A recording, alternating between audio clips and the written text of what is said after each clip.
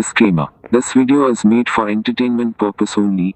It doesn't mean to hurt any. And don't take it seriously.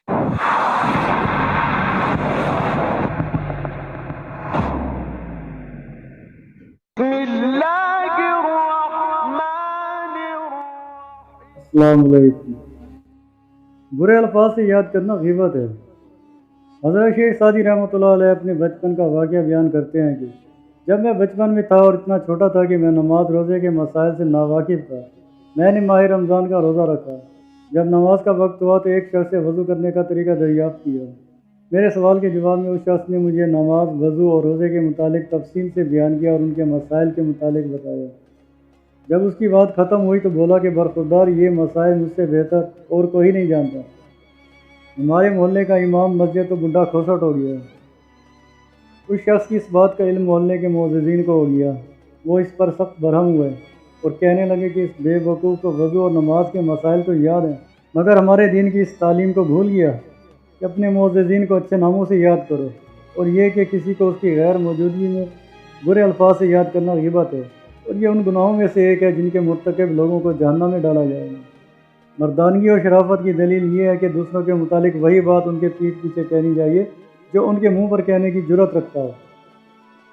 हज़रत शेख सादी रहमतुल्लाह अलैह इस हिकायत में अपने बचपन का किस्सा बयान करते हैं कि मैं जब नमाज और रोज़े के मसाइल से नावाकिफ़ था तो मैंने एक शख्स से वज़ू का तरीका दरियाफ़्त किया, और उस शख्स ने मुझे वज़ू के मसाइल बताने के बाद मुतकब्बराना अंदाज में कहा कि ये मसाइल मुझसे बेहतर और कोई नहीं जान सकता, और मोहल्ले की मस्जिद का इमाम बूढ़ा जाहिल है। अहले मोहल्ला ने उस शख्स की सरजनिश की और कहा कि तू दीन के मसाइल तो जानता है, मगर ये नहीं जानता कि किसी को बुरे अल्फाज से याद करना ग़ीबत है, और ग़ीबत के मुर्तकिब लोग जहन्नम में डाले जाएंगे। हुज़ूर नबी करीम सल्लल्लाहु अलैहि वसल्लम का फरमान है कि ग़ीबत करने वाला अपने भाई का गोश्त खाता है। हमारी बर्बादी की एक बड़ी वजह यही है कि हम अपने भाइयों की ग़ीबत करते हैं और ख़ुद को उनसे बरतर व आला समझते हैं, और भूल जाते हैं कि ये सब अल्लाह अज़्ज़ व जल की अता है, और उसकी अता के बगैर कुछ भी मुमकिन नहीं है। बद्दू की नसीहत।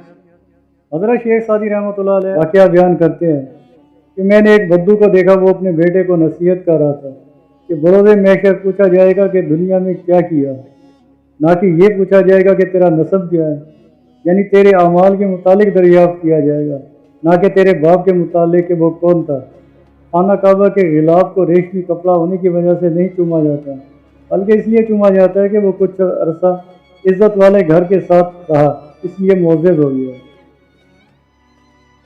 इसी कायत में हज़रत शेख सादी रहमतुल्लाह अलैह एक बद्दू की अपने बेटे को नसीहत बयान करते हैं कि बरोज़े महशर तेरा नसब तेरे काम नहीं आएगा, और इस पर फ़ख्र करना कि मेरे आबा व अजदाद बड़े बुज़ुर्ग थे, किसी काम का नहीं, वो उनके अमाल थे। अपने अमाल की जानिब नज़र दौड़ाओ, और अगर तुम अपने आबा व अजदाद की तरह नेक अमाल करते रहे तो यकीनन तुम भी उसी मर्तबे पर फायज़ होगे जिस पर वो फायज़ हुए, वगरना तुम्हारा अंजाम बखैर ना होगा। सुल्तान कज़ल अरसलान का किला।